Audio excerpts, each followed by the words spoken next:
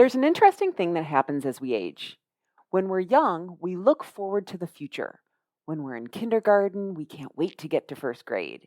And when we're in grade school, we think about how great it's going to be when we're a big kid in middle school. And then high school and college. When we're in college, we look forward to being able to make it on our own, getting the next job, and then getting married and having children. But then something happens where we stop looking at the future so much and start looking back at our past. And then we use our past experiences as evidence of what we're capable of in the future.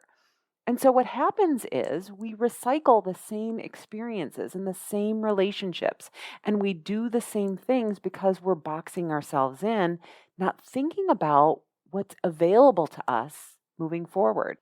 In today's episode, you're going to learn how to look at your past through the lens of your current self and how to change your experience of the past so that you can move forward and live into the future that you want to create. Let's get started. You are listening to the Done with Dieting podcast, the podcast for women in midlife who are done with dieting but still want to lose weight and feel good in your clothes.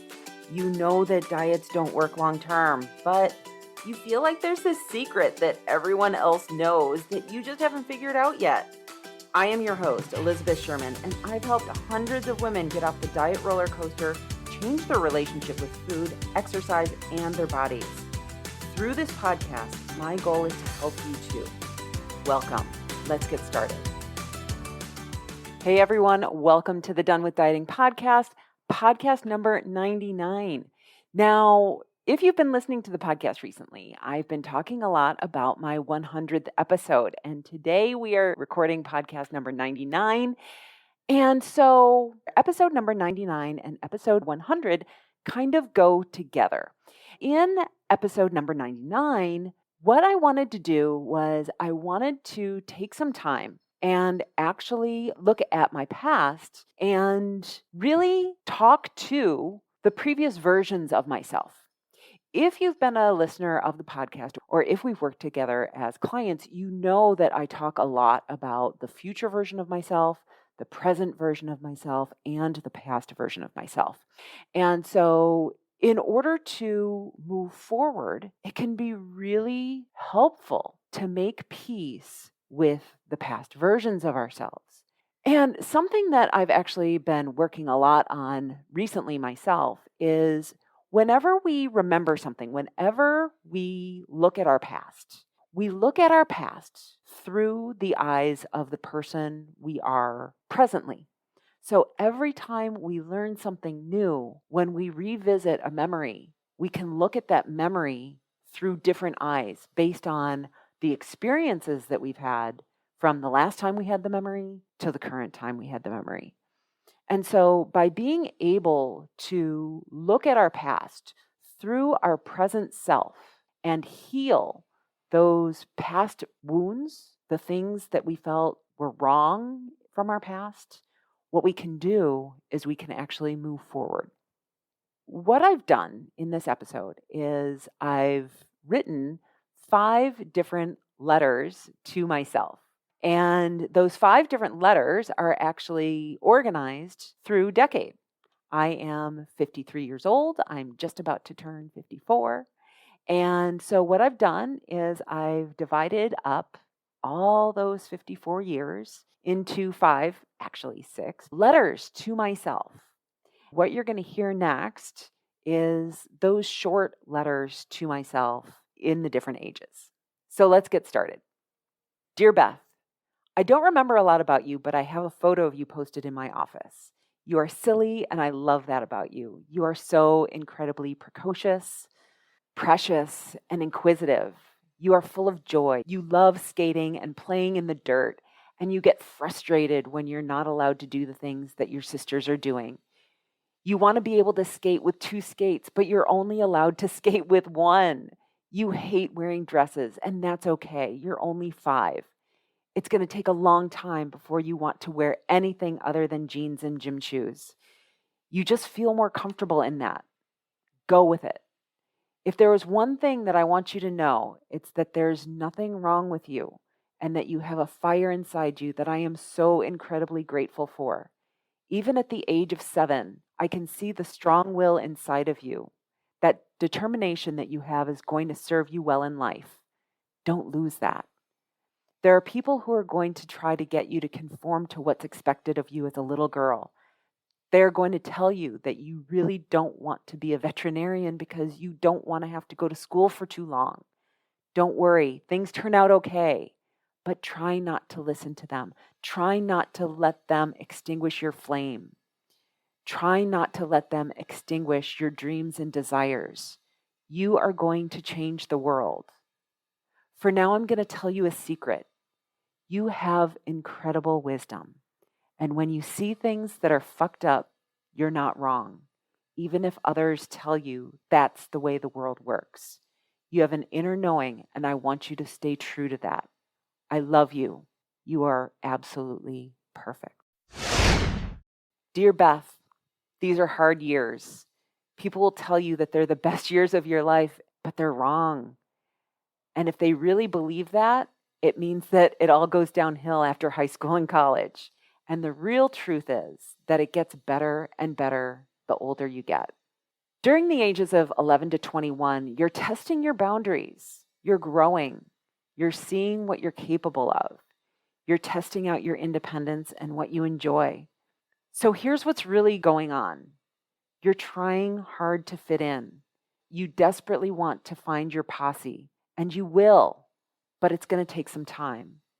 You want belonging and to be understood so much that you're willing to sacrifice your integrity for a few scraps of attention from the male gaze.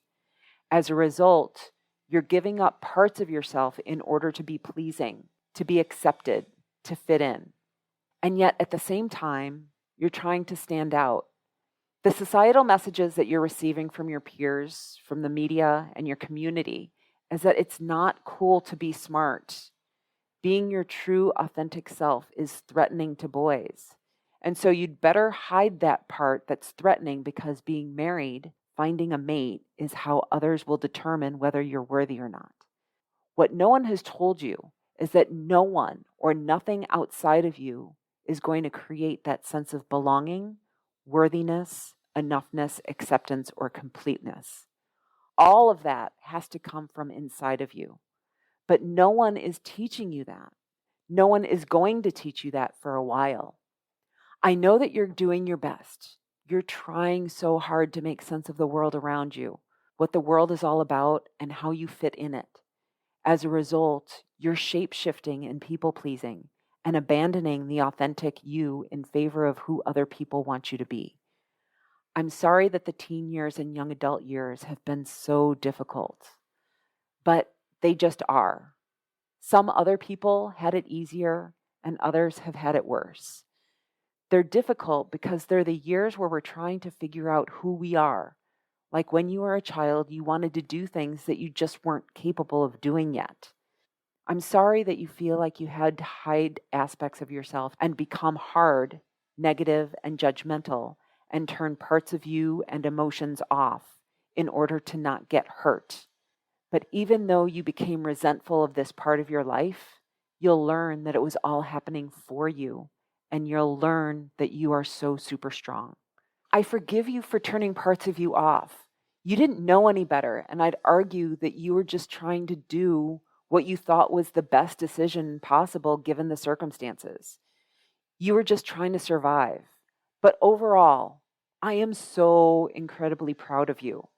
I'm proud of you for adapting and not giving up, for trying to make sense of it all and not allowing that fire inside you to get extinguished. Oh, sweetheart. So a few things.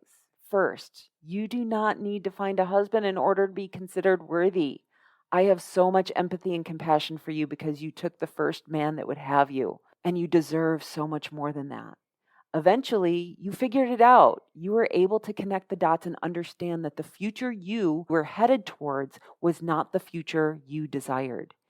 During these years, you learned to eat emotionally. As you were living and doing what you thought other people wanted from you, you learned how to eat your emotions instead of feel them. As a result, you gained a fair amount of weight. I forgive you for abandoning yourself.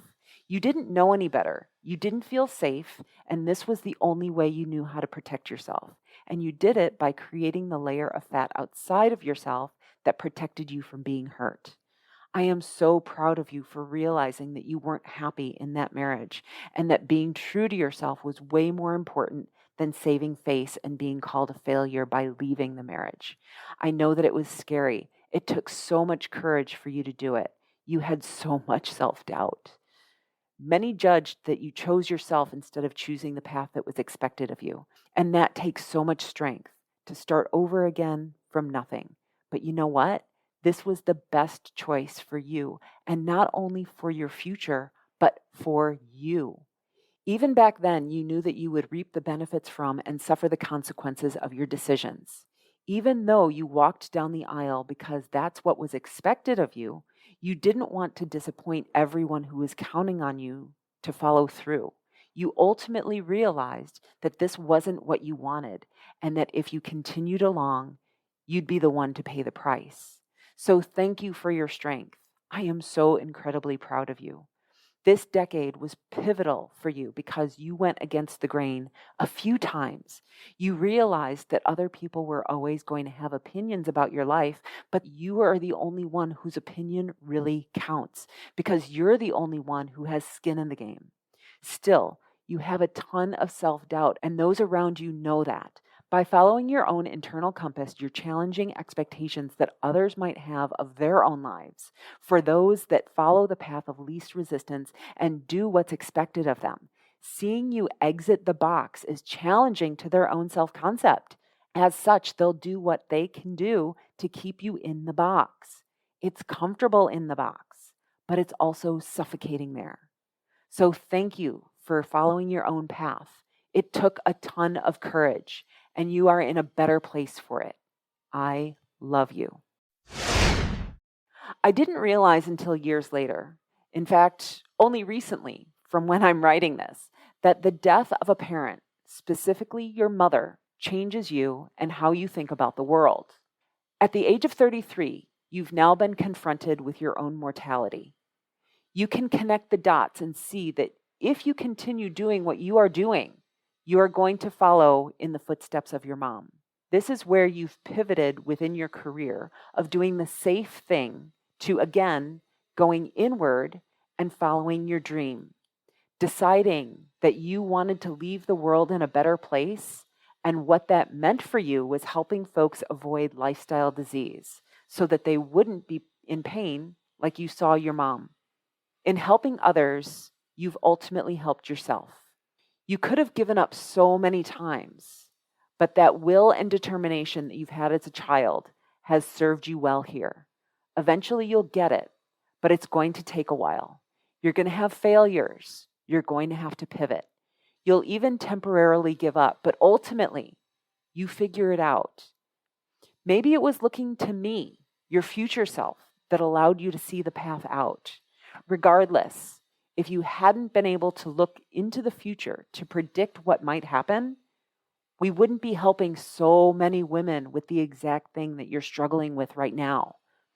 During this time, you're also trying to figure out exactly who you are. Now that you've moved away from where you grew up and are no longer under your family's wing, you're really discovering your own voice, your own path, and deciding what you want life to look like for you. This decade has been a time of growth and discovery, and it's laying critical work for your future.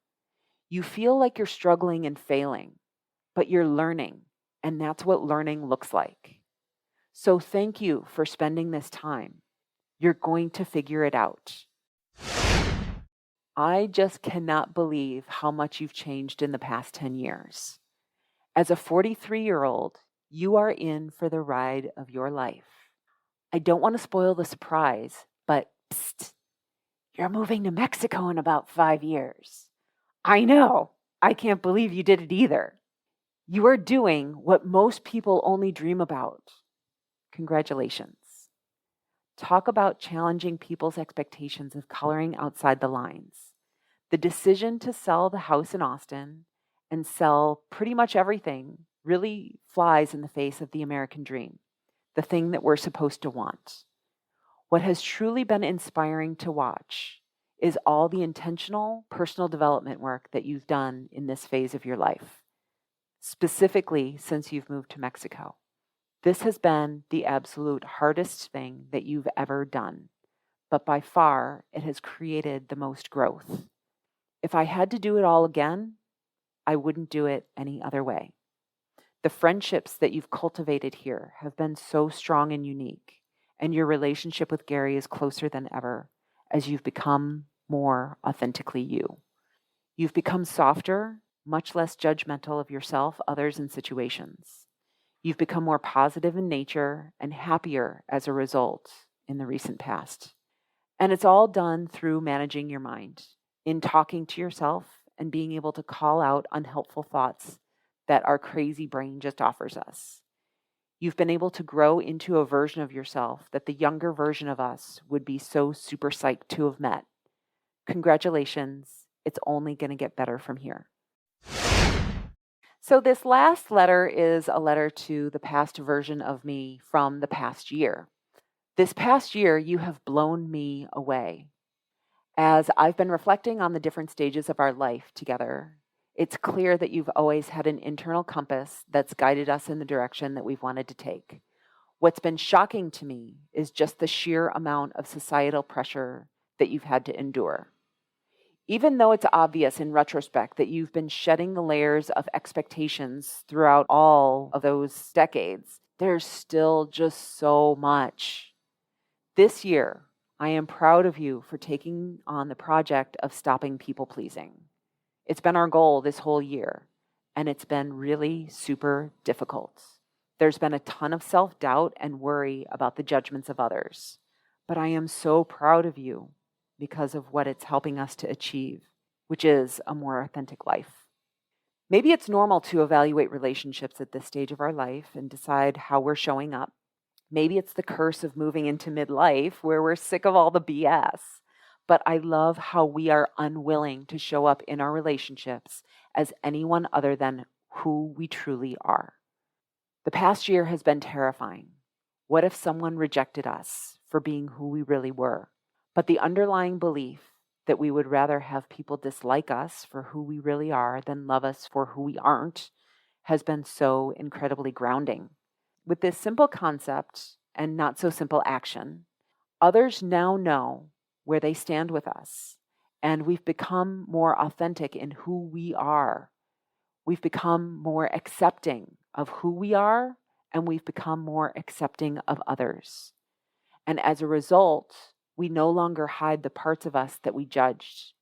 And what we've learned in the process is that there are no parts to judge.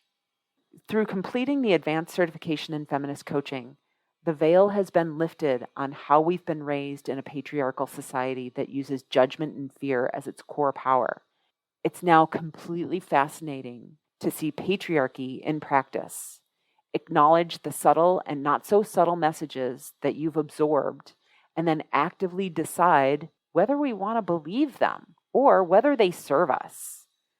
What I truly love is the realization that all the judgments that we have, that all the shoulds and shouldn'ts that go on in our brain that say, I should do this, I should do that, I shouldn't do this thing that I want, I can't have that. Those ideas that we follow, they're all made up. They were rules made up by a bunch of white men who had no idea what the F they were doing, except that they wanted to control women and minorities. And so they decided on a bunch of rules that don't even make sense. And quite honestly, they're harmful. They're harmful not only to women and minorities, but they're harmful to themselves. This work is so incredibly important for you rewriting your own history and then rewriting your future. When you can do it with intent, you will inspire millions, and I cannot wait for that. This past year, you've become unapologetic in promoting your business. This is amazing because there are so many women in this world who are looking for the help that you offer. You cannot allow the opinions of folks who do not have skin in the game to keep you small. You are incredibly capable of just amazing things. and you are paving your way for future us, as well as a whole host of other women who are waiting to see what you can achieve so that you can inspire them as well. They don't even know what's possible for them, and you are showing them. We are here to inspire you, the listener, to do what's uncomfortable because your life is the only one that truly matters. I love all the past, present, and future versions of me. All of us are conspiring together to create a life that is ours, a life with intention, meaning, love, kindness, and tremendous impact. If this is what we've been able to accomplish in the past, I cannot wait to see what we are capable of in the future. Thank you, past versions of me. I have so much gratitude towards you. Okay, so now you might be wondering, why did I do this? And the answer is, we cannot fully move into the future until we heal the past. If you want to do this exercise for yourself, and I would highly, highly, highly recommend it, what you want to do is take your age, divide it up by 5. And on a piece of paper, write each sheet of paper, put the heading of whatever that age range is. So if you're 50, it would be 0 to 10, 11 to 20, 21 to 30, 31 to 40, and 41 to 50. And then start out by listing out all of the major things that happened in those years, all of the memories that you had, all of the things that you struggled with, all of the problems that you had, the relationships that you had, and then really try to look at each of those segments of your life and make sense of them. Write a love letter to that past version of yourself. Explain to her what was going on, why things happened the way they did. The more that you can look at your past and explain to the former version of you what was happening so that you can heal that part of you, the less time and energy you will spend on it and having it impact your future. I hope you do this for yourself so that you can create goals that you are proud of and live a life that is authentically yours. That's all I have for you today. Have an amazing day, everyone. I'll see you next week for episode 100. Bye-bye. Hey, thanks for listening. If you're done with dieting and would like to work with me as your coach, I'd love to invite you to reach out to myself and my team to ask about programs and pricing. Go to elizabethsherman.com/contact to get started today. I can't wait to hear from you. See you next week.